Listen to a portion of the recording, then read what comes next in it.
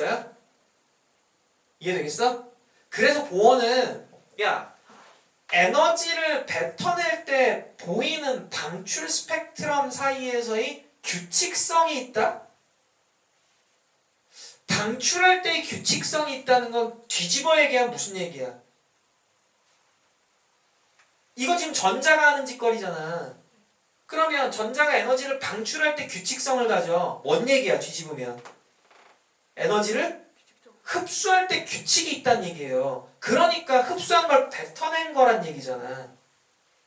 이해되겠어요? 이 규칙성을 찾아보자는 거지.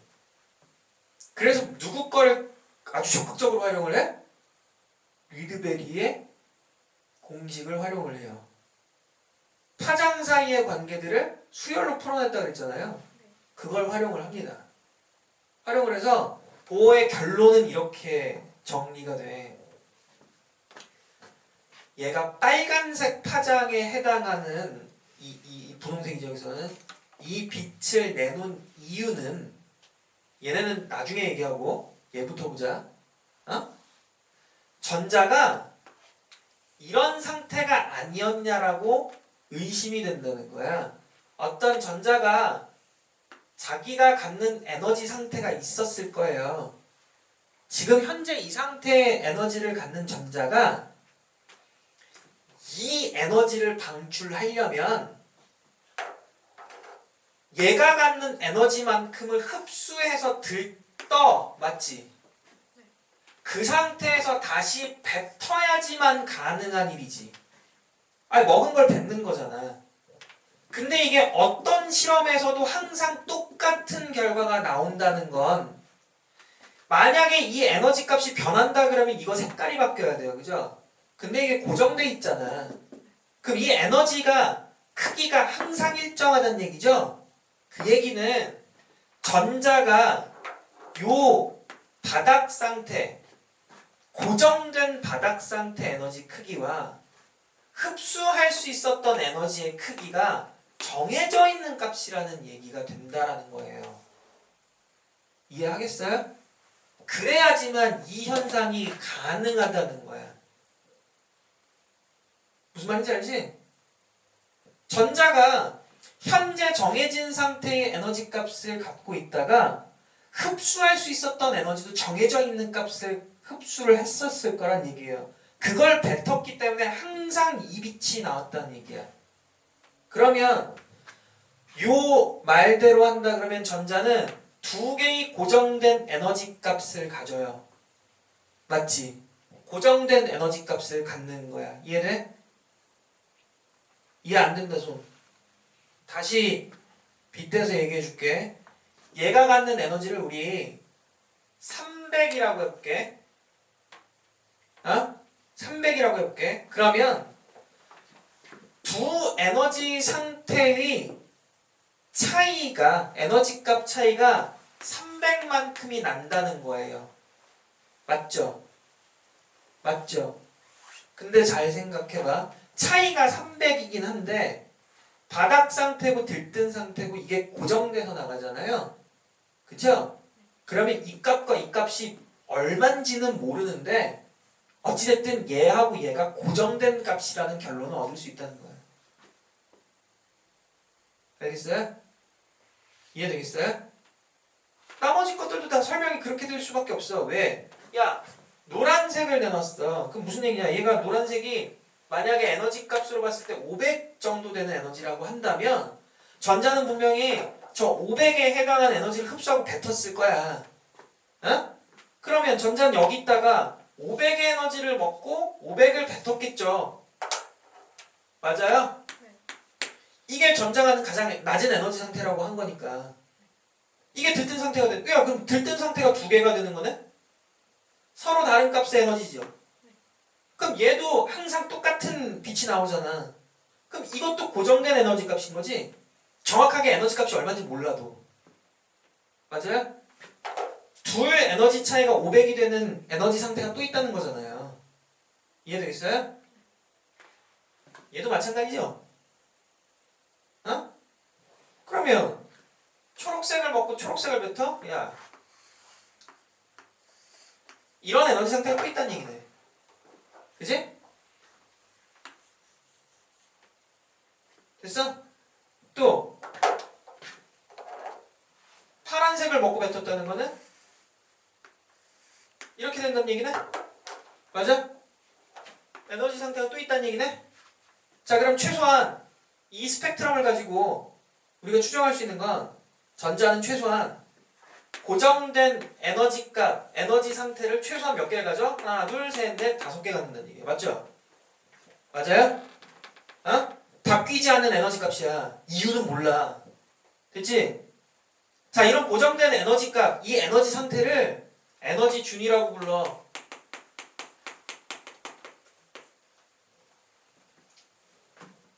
여기까지 알겠어? 됐어? 그리고 실험을 계속 해보겠지. 연구를 계속 해보는 거야. 왜?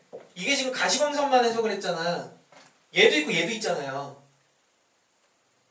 그쵸? 우리가 빛을 보면 에너지 값이 얘가 얼마인지가 나오고 파장을 보면 역시 에너지가 얼마라는 게 나오거든? 그러니까 에너지를 알면 빛이 진동수와 파장을 다 계산을 할 수가 있어. 자외선 영역대가 있다는 건 가시광선보다 에너지가 더 큰 빛을 버릴 수 있었다는 얘기잖아요. 그죠? 그럼 무슨 얘기냐면 여기서 더 큰 에너지 상태가 하나 또 있다는 얘기죠. 아니면 이거보다 낮은 에너지 상태가 하나 또 있다는 얘기죠. 이해되겠어요? 알겠어?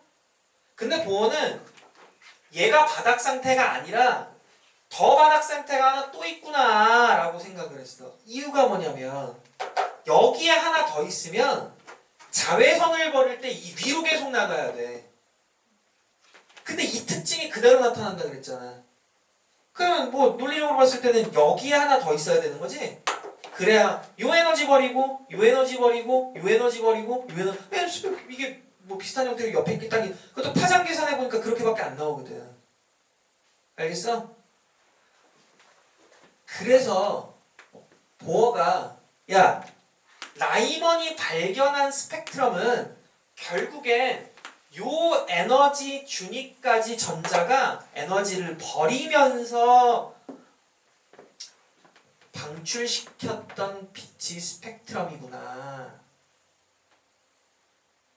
이런 결론이죠. 근데 자외선이 나왔다는 건 결국엔 더 낮은 에너지 준위가 하나 더 존재한다는 거고 이게 그 당시에 볼 수 있었던 가장 낮은 더 큰 에너지예요. 사실 더 큰 에너지들이 있을 수 있어요. 뭐가 있어? 그 자외선보다 에너지가 커. 예를 들면 X선 이런 거, 저기야. 이해되겠어? 실제로 X선, 엑스레이 발생기는 그거야. 금속 갖다 놓고 전기를 지져. 에너지를 팍 준단 말이야. 근데 그 에너지가 빠져나갈 때 X선으로 빠져나오는 거예요. 이해하겠어요? 그 불꽃 반응이야 결국에. 그것도 여기까지만 본 거야. 당시 기술로. 그래서 야 이거 에너지 준위가 밑에 하나 또 있는 것 같다. 그러니까 최소한 에너지 상태가 이렇게 나뉘어져 있다.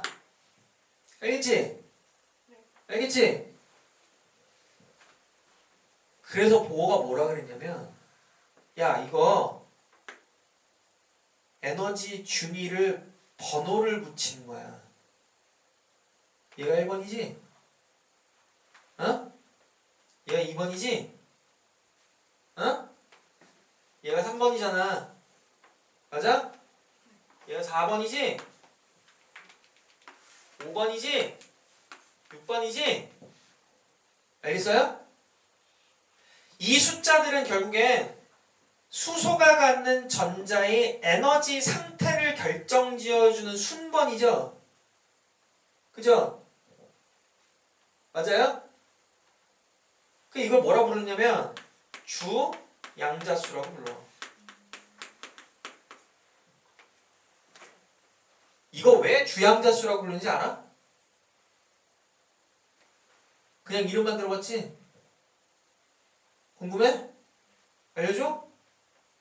알려줘? 안 궁금한 거 같으면 얘기 안 해줘. 궁금하냐고. 열렬히 좀 이렇게 좀 막 반응 좀 하고 한번 해봐. 아이씨, 이게 뭐 진지하게 들어. 재밌는 얘기인데. 이거 왜 주양자수라고 말있고 있냐? 주양자수라고 하냐면 이거는 지극히 한자식 표현이에요. 우리 양자화되어 있다라는 말을 쓰거든요. 물론 영어에도 양자화되어 있다라고 하는 말이 있죠. 근데 이 양자화되어 있다라는 말이 무슨 얘기냐면 이 뜻을 알면 이게 이해가 돼. 보어는 이렇게 에너지 상태에 순번을 붙여놓은 다음에 리드베리의 공식을 활용을 해서요. 이 에너지 준위들의 실제 값을 계산을 했어요. 알겠어? 어? 그래서 그 실제 값을 어떻게 공식을 만들어 놓은 거야. 야, 전자가 수소의 경우에 가장 아래쪽에 바닥 상태에 있다가 에너지를 졸라 충분히 흡수를 하게 되면 아예 원자 핵에서부터 이탈할 거야. 그럼 수소는 더 이상 원자가 아니라 원자 핵만 남지. 양이온 되네? 맞지? 그래서 그때까지 필요한 에너지를 우리는 수소의 이온화 에너지라 그래요. 물론 보어가 계산했던 거는 이거보다 이전 단계야. 근데 우린 그냥 정리된 걸로 보자고. 어려우니까. 그 수소의 이온화 에너지가 1312kJ야. 전자 1몰당. 됐지? 알겠냐고? 그러니까 보어는 계산을 해냈네. 각각의 에너지 준위는 이렇게 계산이 된다는 거야. 수소의 이온화 에너지를 에너지 준위 순번 n 값으로 표현한 거야. 이걸 에너지 준위 순번 값인 n 값의 제곱으로 나눠주면 그게 여기에 해당하는 에너지 준위 값이 된다는 걸 발견한 거예요. 사실 파장 관계에서부터 시작을 해. 근데 이건 결론이야. 최종 결론. 알겠어? 어? 그 결국엔 우리가 n 값을 알면 전자가 에너지 준위가 어떤 상태구나라는 걸 알 수 있지. 맞지? n이 1이라 그러면 여기 있잖아. 전자. 그때 얘 에너지 준위가 이렇게 계산되는 거야. 지금 에너지 상태가 그만큼이구나라는 걸 알 수 있잖아요. 전자를 띡 봤더니 얘 n이 3이네? 그럼 얘 여기 있는 거야. 그때 얘가 가는 에너지 값? 에너지 준위 계산할 수 있잖아요. 그죠? 그런 숫자를 양자라고 해요. 양자수. 무슨 얘기냐면 내가 숫자를 띡 보면 얘 상태를 알 수 있어. 그게 양자수야. 알겠냐고. 이런 거 되게 좋아했던 과학자들이 누구냐면 아인슈타인 같은 사람들이야. 그런 사람이 이제 결과론적 과학자라 그래. 그러니까 무슨 얘기냐면 모든 건 숫자로 해결이 돼. 아인슈타인은. 모든 건. 방정식을 써놓은 다음에 야 여기서 x가 얼마야? 아 이거 뭐 의미하는구나 이런 거야. 예를 들면 우리로 이제 빗대서 얘기를 하면 인간에 대한 방정식이 있어. 내가 네 데이터 값을 넣었단 말이야. 계산했어요 그 방정식에. 그랬더니 첫 번째가 1이 나왔어요. 1이라고 하는 게 뭔가? 야 1은 남자를 의미하는데? 그럼 얘 남자인 거야. 얘가 누군지 몰라. 근데 1이야. 얘 남자네. 두 번째를 구했더니 숫자가 7이 나왔어. 이거 몸무게가 70kg대라는 얘기인데? 이렇게 되는 거야. 알겠어? 세 번째를 구했더니 숫자가 3이 나왔어. 지능지수 3등급 돌고래 수준이네? 이렇게 되는 거야. 알겠어? 간단한 숫자만으로 어떤 상태를 파악할 수 있는 숫자가 양자수예요. 알겠어? 양자수로 어떤 상태를 표현할 수 있게 된 걸 우린 양자화되어 있다라고 얘기해. 알아들어? 이게 되게 중요한 말이야. 왜냐면 양자화되어 있다라는 말이랑 불연속적이란 말이랑 동시에 나오거든 교재 책에. 그게 잘 이해가 안 될 거예요 아마. 같은 말이에요. 불연속적이라고 얘기를 하는 이유가 뭐냐면 숫자로 표현을 할 수 있기 때문에 중간값이 없잖아요. 그치? 그래서 불연속적이라고 얘기를 해. 그 보어는 뭐라고 했냐면 최소한 수소 원자가 갖는 전자의 에너지 준위는 양자화되어 있다라고 얘기한 거야. 그리고 그 에너지 준위는 이렇게 주양자수로 계산할 수 있다라고 얘기를 하는 거지. 이해되니? 알겠냐고. 여기까지 이해돼?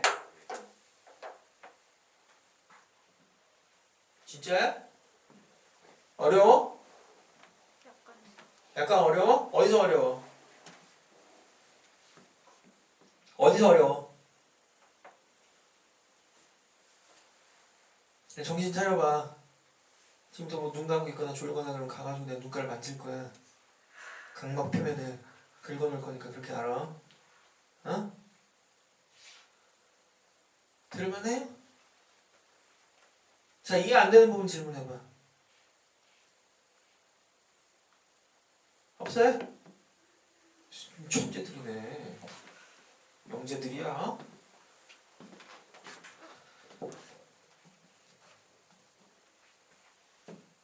이제 한번 가봅시다. 보어는 생각이 여기서 멈춘 게 아니에요. 어떤 생각을 하냐면, 자, 이제 원자 모형으로 돌아가 보자는 거예요. 이런 아이디어의 출발 시초가 이거잖아요. 지금 이 전자가 이렇게 존재하지 않을 거라고 봤잖아.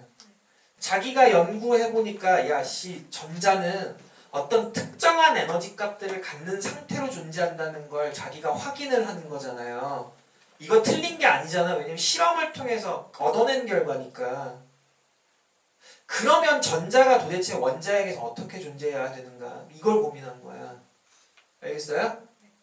뻔하거든. 근데 왜? 야, 전자는 에너지가 크면 원자핵에서 거리가 멀어져요. 물리적으로. 당연한 거죠?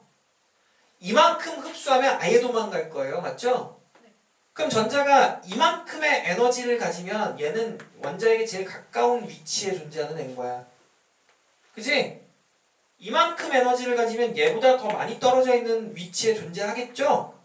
그래서 보어는 뭐라고 생각을 했냐면, 야, 수소가 갖는 전자는 마치 저 원자핵 주위를 이렇게 공전하는 형태라기보다는 공전이 틀렸다라고 보진 않았어. 근데 어떤 특정한 에너지 값을 만족하는 공간 위에만 있다라고 봤어요. 이유는 몰라. 그리고 이 에너지가 유지되는 걸로 보여요. 왜 러더퍼드의 그 모형에서도 봤듯이 이게 뭔가 에너지가 공급이 안 되면 끌려 들어가야 되는데, 희한하게도 전자는 가질 수 있는 에너지 값이 정해져 있고 왜 그게 유지가 되는지 모르지만 어쨌든 그 에너지가 유지되는 걸로 보여. 그럼 결론은 하나야. 이만큼의 에너지, 즉 예를 들면 N은 1만큼의 에너지를 갖는 전자는 원자핵에서부터 떨어진 거리가 일정한 위치에만 존재할 수 있죠. 그 점들을 다 이어보면 뭐가 되겠어? 구가 나오지? 맞아요? 네. 그런 구 표면에 존재할 거라고 봤어요. 거기에만 있을 거라고 봤어. 알았어? 이해되겠어? 만약에 N은 2에 해당하는 에너지를 갖는 전자라면 얘보다 거리가 더 먼 곳에 위치하는데 이때도 결국엔 이 거리는 항상 일정한 거리가 돼야 되지. 그 점들의 집합은 또 역시 구가 나올 거야. 맞죠? 그러면 원자핵에서부터 전자가 존재할 수 있는 곳은 마치 구가 여러 개가 겹쳐있는 형태로 보일 거란 얘기예요. 됐어요? 그래서 이 사람이 이 공간을 뭐라 그랬냐면 쉘이라고 불러. 뭐야? 껍질. 이해돼? 껍질이라고 불러. 됐지? 이 껍질 위에 어딘가에 전자가 존재할 거고 이유는 모르는데 갈아타고 한다는 거야. 알았어? 다만 보어는 조금 걱정이 됐어. 이런 껍질들 이름을 붙여줬거든? 껍질들 이름을 붙여줬어요. 자, 이거는 에너지의 크기를 나타내는 숫자, 양자수야. 그지? 근데 그 양자수, 에너지를 갖는 전자들이 존재하는 공간을 껍질이라고 불렀어요. 그래서 이 껍질 이름을 붙여줬어. 어떻게? K 껍질, L 껍질, M 껍질 이렇게 붙여줬거든? 이유가 있어. 자기 생각에 이게 틀린 거 아닌 것 같은데 자외선까지밖에 못 봤잖아. 그러니까 이거보다 만약에 에너지가 더 낮은 에너지 준위가 있으면 어떡하냐는 거예요. 자기는 그걸 발견을 못했잖아요. 후대에 가서 만약에 그게 발견된다. 그럼 문제가 되니까 A로 시작을 안 했어요. K부터 간 거예요. 알겠어? K, L, M, N 이렇게 가. 여기까지가 뭐야? 됐니? 어? 그 전자매치 규칙성이라든지 이런 것들은 그 나중에 발견된 거예요. 보어는 또 여기서 뭘 하나 또 궁금해하냐면 아무리 생각을 해도 자기 가설인데도요 이유를 모르겠어요. 전자의 행동에 대한 이유를 모르겠다는 거야. 그 이 사람 뭔 말을 처음 쓰냐면 야, 나 이유를 모르겠는데 전자가 퀀텀 점프해. 왜 이유를 모르겠어. 이러는 거야. 희한하게 전자가 중간 에너지 값을 안 갖는다는 거야. 그러니까 여기 있던 전자가 갑자기 툭 튀어나오고 툭 튀어나오고 툭 튀어나오고 툭 가고 이 자리에 이유를 모르겠다는 거야. 왜 중간 상태의 에너지가 없는지 알 수가 없고 왜 이렇게 순간 이동하듯이 왔다 갔다 하는지를 알 수가 없다는 거예요. 그래서 퀀텀 점프한다. 근데 이게 이해가 안 된다는 거예요. 왜 그러는지를 도대체 모르겠대. 그러니까 전자가 미친 것 같아. 이 개또라이야. 도대체가 해석이 안 돼요. 근데 비슷한 생각을 갖고 있었던 사람이 하나 또 있었거든? 누구게? 네덜란드의 젊은 과학자 하이젠베르크야. 둘이 되게 친해요 또. 이 사람들이 둘이서 만나갖고 작당 모의한 게 양자역학이야. 그거 보고 빡친 사람이 누구게? 두 사람이에요. 대표적으로 누구? 아인슈타인하고 슈레딩거예요. 뉴턴은 이전 사람이지. 두 사람이 그래서 이 되게 많이 싸워. 진짜 많이 싸워. 그 얘기는 2부에서 연결할게.